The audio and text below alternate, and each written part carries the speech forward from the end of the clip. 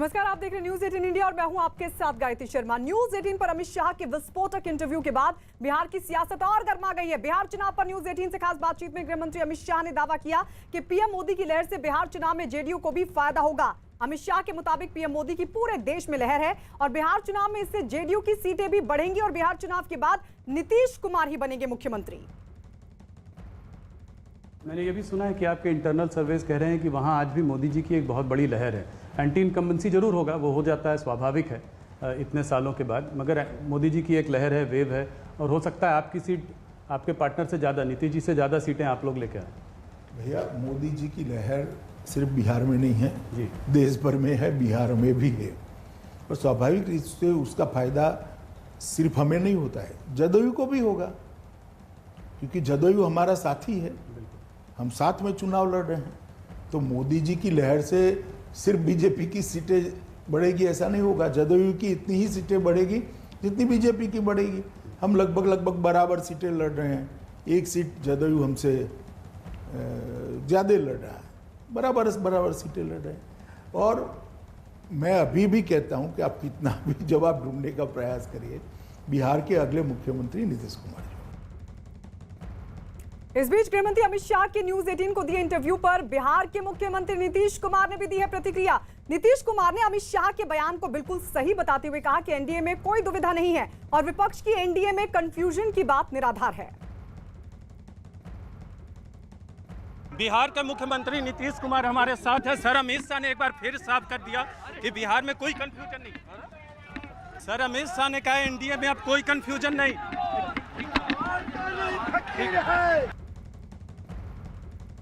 और इस वक्त हमारे साथ वरिष्ठ पत्रकार शेष नारायण जी जुड़ गए हैं। शेष नारायण जी, अब तो मुख्यमंत्री नीतीश कुमार की तरफ से भी प्रतिक्रिया सामने आ गई है, लेकिन जो बात अमित शाह कह रहे हैं कि इस गठबंधन से इस बार मोदी जी की लहर इतनी ज्यादा है कि ना सिर्फ बीजेपी की सीटें बढ़ेंगी बल्कि जेडीयू की भी बढ़ेंगी। उसको आप किस तरीके से देखते हैं? नहीं तो बीजेपी और जेडीयू तो बिहार में एक ही है ना। जिन सीटों पे बीजेपी कैंडिडेट नहीं, वहां जेडीयू को उन्होंने सीटें दी हुई हैं, तो वो तो उनका गठबंधन है। बल्कि वीआईपी पार्टी जो है इनकी, विकासशील इंसान पार्टी और उनकी जीतन राम मांझी वाली, उन सबको फायदा होगा, क्योंकि वो सब तो बीजेपी, जहां मोदी का इन्फ्लुएंस, मोदी की खाते में जो सीटें जुड़नी है वहां सबको फायदा होगा, उन सबको फायदा होगा। और बस कोशिश एक और पार्टी फायदा लेने की कर रही है, चिराग पासवान की लोक जनशक्ति पार्टी, उसको फायदा नहीं होगा, क्योंकि अब अमित शाह ने भी साफ साफ कह दिया और उसको कटवा भी कह दिया इन लोगों ने। तो बीजेपी ने उनको डिसोन कर रहे हैं, वो बेचारे गले पड़ रहे हैं, तो उनके अलावा सबको फायदा होगा इसमें। शेष नारायण जी, सफाई के बाद आपको लग रहा है कि पासा चिराग पासवान का उल्टा पड़ गया है, क्योंकि अब जिस तरीके से सफाई, क्योंकि इससे पहले अगर थोड़ा बहुत कंफ्यूजन रहा भी होगा लोगों में, तो जेडीयू और बीजेपी की तरफ से, अमित शाह की तरफ से साफ किया जाना पूरी तरीके से अब कहीं ना कहीं उस पर विराम लगाता है। शेष नारायण जी, आएंगे आपके पास, लेकिन इस सबके बीच बता दें कि देश के गृह मंत्री अमित शाह ने न्यूज 18 इंडिया से खास बातचीत में बिहार चुनावों को लेकर एक बड़ा बयान दिया। अमित शाह ने कहा कि पीएम मोदी की लहर पूरे देश में है और इस लहर का फायदा बिहार विधानसभा चुनाव में जेडीयू को भी मिलने जा रहा है। इस बेहद खास इंटरव्यू के दौरान अमित शाह ने यह भी दावा किया कि बिहार में नीतीश कुमार ही अगले मुख्यमंत्री होंगे। अमित शाह के इस इंटरव्यू के बाद बिहार की सियासत एक बार फिर से गर्मा गई है। News 18 India super exclusive, Amit Shah का सबसे विस्फोटक इंटरव्यू। मोदी लहर पर अमित शाह का बड़ा दावा।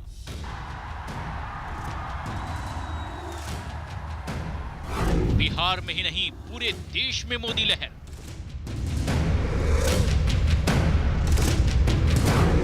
जेडीयू को भी मिलेगा मोदी लहर का फायदा।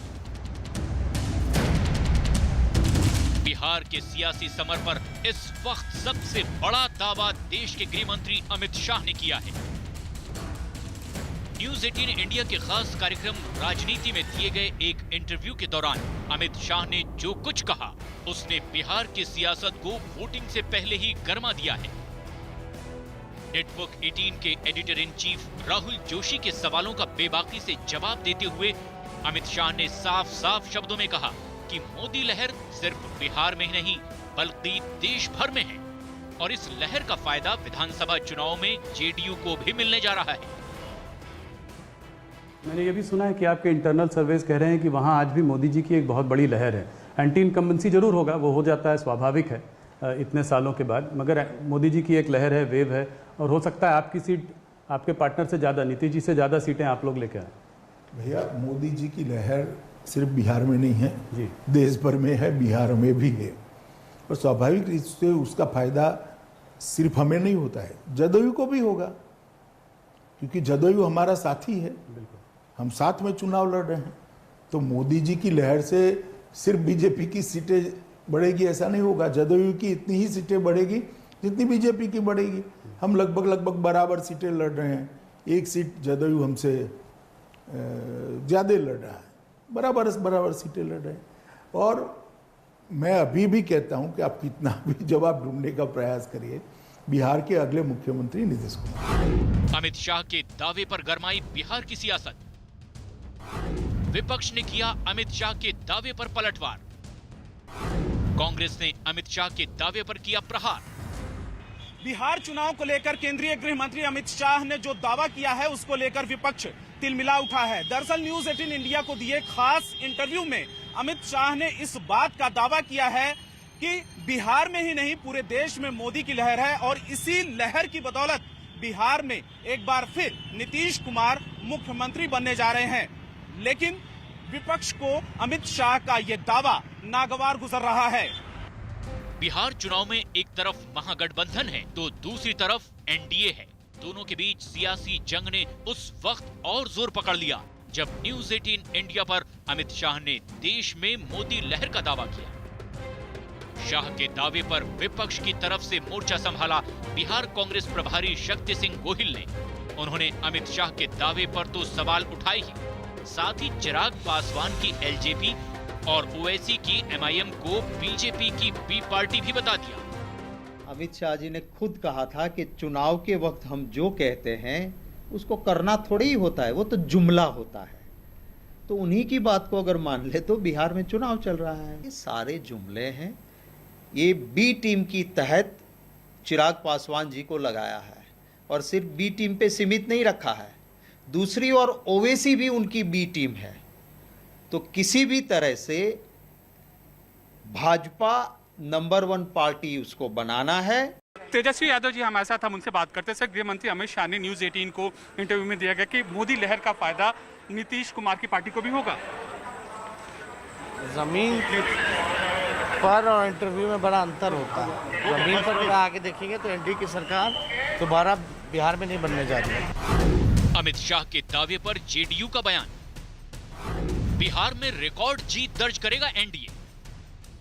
जेडीयू के महासचिव आरसीपी सिंह ने न्यूज 18 पर अमित शाह के दिए बयान पर कहा कि बिहार में इस बार पीएम मोदी और सीएम नीतीश की अगुवाई में एनडीए की सरकार बनने जा रही है और 2010 में जो 206 सीटें एनडीए के खाते में आई थी, इस बार उससे भी कहीं ज्यादा सीटें वो हासिल करने वाले हैं। हमारे जो कार्यकर्ता हैं उन सब का ये प्रयास है कि इस बार एनडीए अपना जो 2010 में हमारा जो रिजल्ट था 206 सीटें हमने प्राप्त की, उससे भी ज़्यादा सीट हम बिहार में प्राप्त करें और फिर से जो बिहार में एनडीए की सरकार बने, उसका नेतृत्व आदरणीय नीतीश बाबू करें। जीतन राम मांझी का बड़ा बयान। नीतीश कुमार ही होंगे बिहार के अगले सीएम। एनडीए गठबंधन में शामिल हिंदुस्तानी आवाम मोर्चा के मुखिया जीतन राम मांझी ने भी अब अमित शाह के दावे पर अपनी मुहर लगाई है। उन्होंने भी न्यूज 18 इंडिया से खास बातचीत में कहा कि बिहार में चुनाव नीतीश कुमार की अगुवाई में ही लड़ा जा रहा है और वो ही बिहार के अगले मुख्यमंत्री होंगे। अभी के संदर्भ में अमित शाह जी ने ये बात कही है कि उनका बड़प्पन है। गठबंधन धर्म का यही माने है कि हर किसी प्रकार की कोई बात हो, शंका की बात हो, उसको स्पष्ट करना चाहिए। वैसे आज नई बात नहीं है, महीनों पूर्व भी नरेंद्र मोदी जी, अमित शाह जी तक बोले, यहाँ गया में आकर के जेपी नड्डा भी बोले कि साहब हमारा अगला मुख्यमंत्री बिहार का नीतीश कुमार होंगे, उन्हीं के नेतृत्व में हम लोग लड़ेंगे।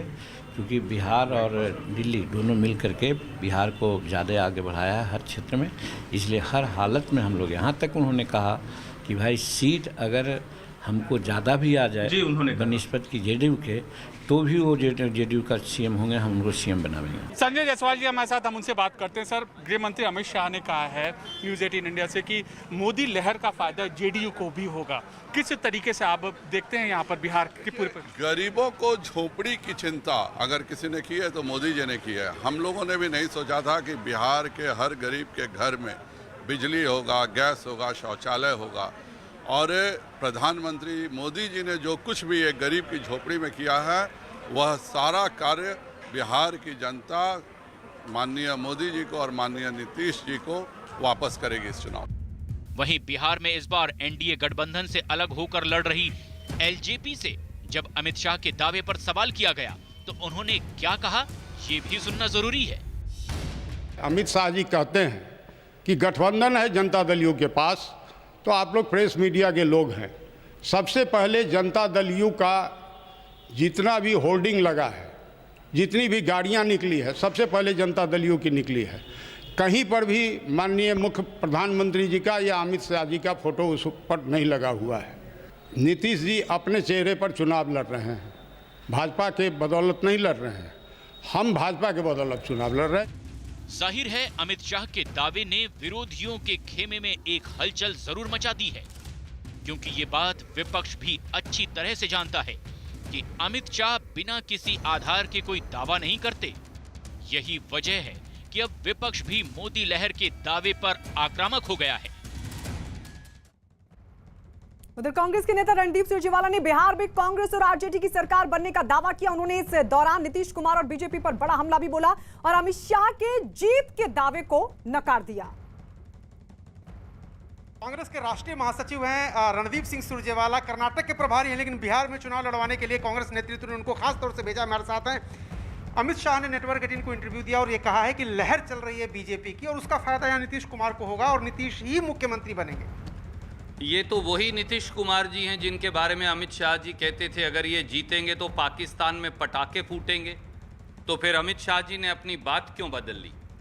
सच बात ये है कि भारतीय जनता पार्टी और उसके गठबंधन को तो 2015 में ही बिहार ने नकार दिया था। ये तो बाद में नीतीश बाबू ने सत्ता की कुर्सी पर फेविकोल की तरह, सृजन घोटाले का फेविकोल लगाकर चिपकने की तरह उन्होंने भाजपा से समझौता कर प्रजातंत्र का चीरहरण कर डाला। अमित शाह जी हैं वो व्यक्ति जिन्होंने चीरहरण किया और नीतीश बाबू उनके साथ खड़े हैं। जनता उस प्रजातंत्र द्रोह की सजा इस बार भारतीय जनता पार्टी और जेडीयू को देने वाली है। न्यूज़ 18 इंडिया पर चले अमित शाह के इंटरव्यू ने बिहार की सियासत में हलचल मचा दी है। विरोधी जहां अमित शाह के तमाम दावों को गलत साबित करने में जुटे हैं, तो वहीं एनडीए भी पूरी ताकत के साथ विरोधियों पर हमलावर है। अमित शाह के दावे से बिहार में सियासी हड़कंप, सत्ता और विपक्ष में शुरू हुआ वार पलटवार। बिहार के हर नुक्कड़ पर अमित शाह के दावे की चर्चा। बिहार की सियासत का बिगुल बजते ही ये तस्वीरें अब आम हो चुकी हैं। गली गली, चौराहे चौराहे उम्मीदवार लोगों की चौखट तक पहुंच रहे हैं। ढोल नगाड़ों के शोर के बीच अगर किसी बात की इस वक्त सबसे ज्यादा चर्चा है तो वो है बिहार समेत पूरे देश में मोदी लहर की। सर, अमित शाह ने कहा एनडीए में अब कोई कंफ्यूजन नहीं। अमित शाह के जिस दावे ने मोदी लहर को हवा दी, उसकी हकीकत को भी तस्वीर के जरिए समझा जा सकता है। एक तरफ बिहार में सियासी पार्टियां प्रचार के लिए जोर आजमाइश कर रही हैं, तो दूसरी ओर मोदी नाम की गूंज भी पूरे बिहार में दिखाई दे रही है। बहुत ही अच्छा है और बहुत ही सेम टू सेम उन्होंने कॉपी किया है जैसा मोदी जी दिखते हैं, और बहुत सारा वैरायटी है यहाँ पे। वो जैसा पहनते हैं कपड़ा, तो सब चीज इन्होंने एकदम सेम बनाया है, तो इसलिए मैंने ये ले लिया। पूरा फुल सपोर्टर हूँ मैं मोदी जी का। हाँ। इसमें कोई शक नहीं है। हाँ। मैं आज तक जितना बड़ा उम्र हो गया अभी तक बीजेपी को छोड़ के किसी को वोट नहीं दिया हूँ, और आगे हारे या जीते वो मेरे लिए मैटर नहीं रखता है। ये मोदी जी की वजह से? मोदी जी की वजह से। टीवी पर आया कि जीत जाएंगे हम, तू अगर साथ है। मोदी जी का पिक्चर था उनमें, और एक आदमी बोला कि जीत जाएंगे हम, तू अगर साथ। उस समय हमारे दिल को छू लिया वो बात। छूने के कारण है ना, उसी समय हम सोचे कि नहीं, हम सब काम छोड़ के पहले उनका एक मूर्ति बनाएंगे। न्यूज़ 18 इंडिया के जिस इंटरव्यू में अमित शाह ने मोदी लहर का जिक्र किया है, उसको लेकर बांकीपुर विधानसभा सीट से चुनाव लड़ रहे शत्रुघ्न सिन्हा के बेटे लव सिन्हा से सवाल किया तो उन्होंने क्या कहा, आपको दिखाते हैं। अभी अमित शाह ने नेटवर्क 18 को इंटरव्यू दिया, देश के गृह मंत्री हैं, बड़े नेता हैं, वो कह रहे हैं कि लहर चल रही नीतीश कुमार की। ठीक है, तो अगर अमित शाह जी ये कहते हैं तो उनका हक है, उनको जो कहना है कहने दीजिए। हम आए सिर्फ मेहनत करने ना, सामने वाले विपक्षी दल वाला कहेगा जो उनको करना है, वो मेरे गृह मंत्री है, उनका मतलब उनका सम्मान करता हूँ, उनकी हर बात से मैं तो सहमत नहीं होने वाला। मेरा मानना है कि पब्लिक भी यहाँ पे बदलाव चाहती है, एक परिवर्तन लाना होगा, वो हम ही लाएंगे। महागठबंधन की अगुवाई करने वाली आरजेडी भी अमित शाह के दावे से सकपकाई हुई है। यही वजह है कि तेजस्वी यादव जहां नीतीश सरकार के 15 सालों के शासन पर सवाल उठा रहे हैं, वहीं एलजेपी के मुखिया चिराग पासवान के साथ भी अन्याय होने का दावा कर रहे हैं। लेकिन बीजेपी भी तेजस्वी यादव पर हमला बोलने का कोई मौका नहीं चूक रही है कि उनकी जो भी 15 साल में उपलब्धियां रही हैं, किसी एक उपलब्धि पे जब कहीं हम उनको चुनौती देते हैं, उस उपलब्धि पे हमसे कहीं भी डिबेट करना है। जो भी 15 साल में उनकी उपलब्धि रही है, हम इसके लिए तैयार हैं। चिराग पासवान जी के साथ नीतीश कुमार जी ने अच्छा नहीं किया। मैं उनको चुनौती देता हूं कि जिस मंच पर वह चाहें और हर चीज के सवाल जवाब और उत्तर के लिए मैं उनको चुनौती देता हूं। तेजस्वी जी जो भी बात बोल रहे हैं वो भ्रम फैलाने का बोल रहे हैं, चाहे वह किसी भी कोई सी बात हो, बेरोजगारी पर बोल रहे हो या जिस चीज़ पे बोल रहे हैं। आज नौकरी देने की बात बोल रहे हैं कि हम 10 लाख लोगों को नौकरी देंगे। 15 वर्षों के उनके शासनकाल में कितनी नौकरी मिली? In a mythological story, there is one Dapur Shankh. Dapur Shankh means कौनचे, जो केवल प्रॉमिस करता है but that does not deliver. तो बोलने में क्या लगता है, यू आर इन ऑपोजिशन। आप कल ये भी कर सकते हैं चांद को हम ले आएंगे जमीन के अंदर, जमीन पर ले आएंगे। तो people don't believe such promises, they rely on the credibility of the leader. वार पलटवार के बीच बिहार की चुनावी बिसात पर चालें चलने का दौर लगातार जारी है। कौन इस बिसात पर असली बाजीगर साबित होगा, ये बिहार चुनाव के रिजल्ट के बाद ही सामने आएगा।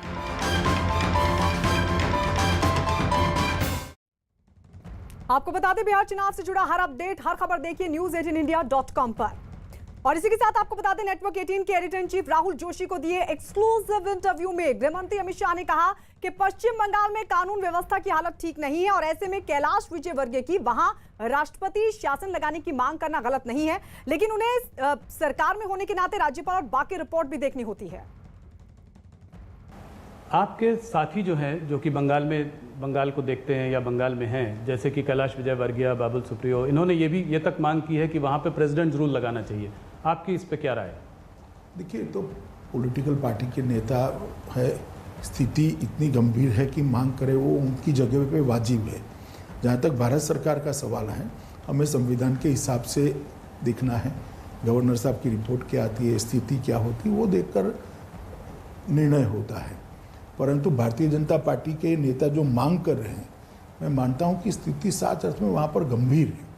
तो इसलिए उनकी मांग मतलब एकदम गलत भी नहीं है? मांग करना गलत नहीं है जी, पर आप ये नहीं कह रहे हैं कि स्थिति अभी ऐसी हुई है कि वहां पर प्रेसिडेंट? मैंने ऐसा नहीं कहा।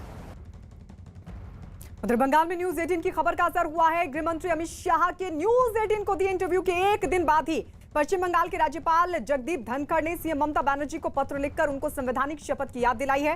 धनखड़ ने लिखा कि राज्य में कानून व्यवस्था पर ममता बनर्जी को इस वक्त अपनी शपथ का पालन करना बहुत जरूरी है। बीजेपी कार्यकर्ताओं की हत्या के आरोपों पर राज्यपाल ने ममता बनर्जी को चिट्ठी लिखी। गृह मंत्री अमित शाह ने न्यूज 18 को दिए एक्सक्लूसिव इंटरव्यू में कहा था कि बंगाल के बीजेपी कार्यकर्ताओं की राज्य में राष्ट्रपति शासन लगाने की मांग वाजिब है, लेकिन केंद्र संविधान के मुताबिक ही कदम उठाएगा। बंगाल की सियासत से जुड़ी सबसे बड़ी खबर इस वक्त की बड़ी खबर है कि गृह मंत्री अमित शाह ने न्यूज 18 से एक्सक्लूसिव बातचीत में बंगाल में राष्ट्रपति शासन लगाने की मांग को ठीक बताया है। गृह मंत्री ने आरोप लगाया कि पश्चिम बंगाल में बीजेपी कार्यकर्ताओं की राजनीतिक हत्या हो रही है और बंगाल में कानून व्यवस्था पूरी तरह से चरमरा चुकी है। अमित शाह ने दावा किया कि अगले विधानसभा चुनाव में बंगाल में परिवर्तन होगा और बीजेपी पूरे बहुमत के साथ सरकार बनाएगी। ममता सरकार पर भड़के, गृह मंत्री अमित शाह। भ्रष्टाचार अपनी चरम सीमा पर है, कानून और व्यवस्था तितर बितर हो गई है। अमित शाह का बंगाल में परिवर्तन का दावा। मुझे भरोसा है कि इस बार बंगाल में परिवर्तन होगा। भारतीय जनता पार्टी की सरकार नरेंद्र मोदी जी के नेतृत्व में बनने जा रही है। अमित शाह ने बंगाल में राष्ट्रपति शासन की मांग को जायज बताया। भारतीय जनता पार्टी के नेता जो मांग कर रहे हैं, मैं मानता हूं कि स्थिति साच अर्थ में वहां पर गंभीर है। अमित शाह का बंगाल में राजनीतिक हत्याओं का आरोप। विपक्ष के कार्यकर्ताओं पर जिस प्रकार के मुकदमे और हत्याएं हो रही हैं, मैं मानता हूं कि ये भारत के किसी और राज्य में दिखाई नहीं पड़ता। सबसे बड़ी खबर पश्चिम बंगाल की सियासत से जुड़ी हुई है, जहां अगले साल होने वाले विधानसभा चुनाव के लिए बीजेपी ने हमलावर रुख अख्तियार कर लिया है। बंगाल में भ्रष्टाचार का आरोप, कानून व्यवस्था चरमराने का दावा, सियासी हत्याओं का आरोप, घुसपैठ का आरोप, बम के कारखानों का आरोप। एक और बीजेपी अध्यक्ष जेपी नड्डा बिहार चुनाव से पहले बंगाल के दौरे पर हैं। दूसरी तरफ न्यूज 18 से एक्सक्लूसिव बातचीत में गृह मंत्री अमित शाह ने ममता सरकार की बखिया उधेड़ने में कोई रियायत नहीं बरती। देखिए, बंगाल में कानून और व्यवस्था चरमराई हुई है। अम्फान तूफान आया, पूरी राहत इधर उधर अनाप शनाप घोटालों में चली गई। जो यहाँ से अनाज भेजा गया वो भी घोटालों में तितर बितर हो गया। कोरोना के लिए भी जिस प्रकार की पर्याप्त व्यवस्था होनी चाहिए थी वो नहीं हुई। भ्रष्टाचार अपनी चरम सीमा पर है, कानून और व्यवस्था तितर बितर हो गई है। घुसपैठ बेरोक टोक चालू है। बम बनाने के कारखाने हर जिले में मिलते हैं। स्थिति बहुत खराब है। बीजेपी पिछले साल हुए लोकसभा चुनाव के पहले ही बंगाल में खुद के लिए नई जमीन तलाश रही है। बंगाल में बीजेपी के नेता सीएम ममता बनर्जी को घेरने का कोई मौका नहीं छोड़ रहे हैं। बीजेपी अगले विधानसभा चुनाव में बंगाल में कमल खिलाने का दावा कर रही है।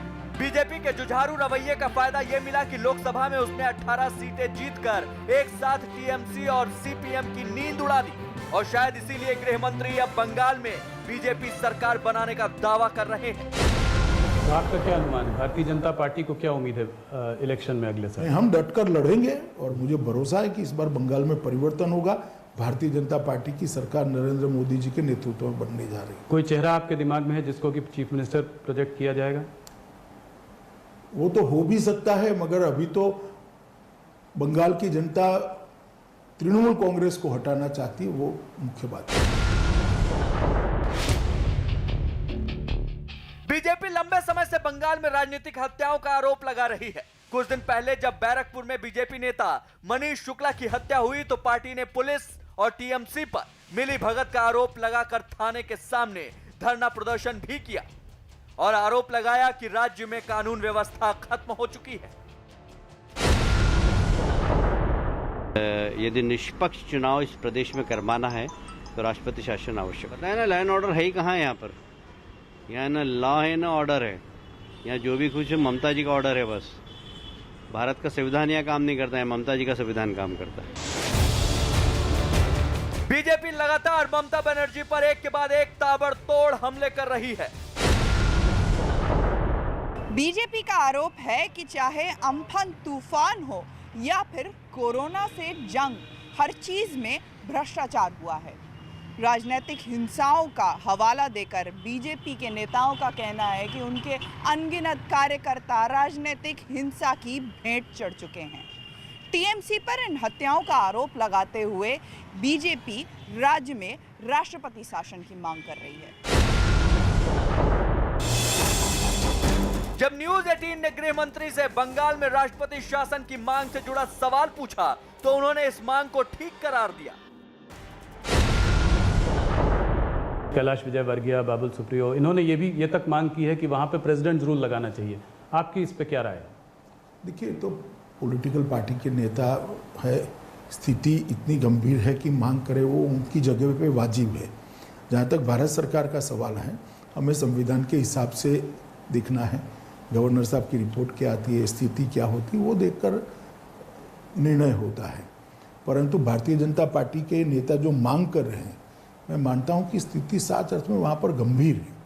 तो इसलिए उनकी मांग मतलब एकदम गलत भी नहीं है। मांग करना गलत नहीं है जी, पर आप ये नहीं कह रहे हैं कि स्थिति अभी ऐसी हुई है कि वहां पर प्रेसिडेंट। मैंने ऐसा नहीं कहा। लेकिन सत्ताधारी तृणमूल कांग्रेस राजनीतिक हत्याओं के बीजेपी के आरोप को खारिज कर रही है और बीजेपी को लाशों पर सियासत न करने की नसीहत भी दे रही है। कोई पॉलिटिकल किलिंग नहीं है बंगाल में। बीजेपी ने लाश पकड़ने का पॉलिटिक्स कर रहा, एक भी कार्यकर्ता का खून नहीं हुआ। जो हुआ जैसे मनीष शुक्ला का, उसका दूसरा राइवलरी था, उसका पॉलिटिकल खून नहीं है। इस बीच पूर्व मेदिनीपुर में पुलिस हिरासत में एक आदमी की मौत के मामले में राज्यपाल जगदीप धनखड़ की भी एंट्री हो गई है। बीजेपी हिरासत में मारे गए आदमी को अपना कार्यकर्ता बता रही है। इस घटना के सामने आने के बाद राज्यपाल ने मुख्यमंत्री ममता बनर्जी को सख्त अंदाज में चिट्ठी लिखी है। यह सही समय है कि आप अपनी संवैधानिक शपथ को निभाएं, कानून का शासन लागू करें और राज्य में लोकतांत्रिक शासन सुनिश्चित करें। भ्रष्टाचार के आरोपों से शुरू हुई जुबानी जंग अब हत्या के आरोपों तक पहुंच चुकी है। टीएमसी हो या बीजेपी या फिर सीपीएम, सभी की नजर बंगाल की सत्ता पर लगी है। जैसे जैसे पश्चिम बंगाल का विधानसभा नजदीक आ रहा है, वैसे वैसे रोज नए आरोप और दावे भी सामने आ रहे हैं। ममता बनर्जी और अमित शाह के बाद अब इसमें सिर्फ पीएम मोदी की एंट्री ही बाकी रह गई है। और अब बात एक खास खबर की, क्योंकि अब आपके लिए खुशियों का दरवाजा खुल गया है।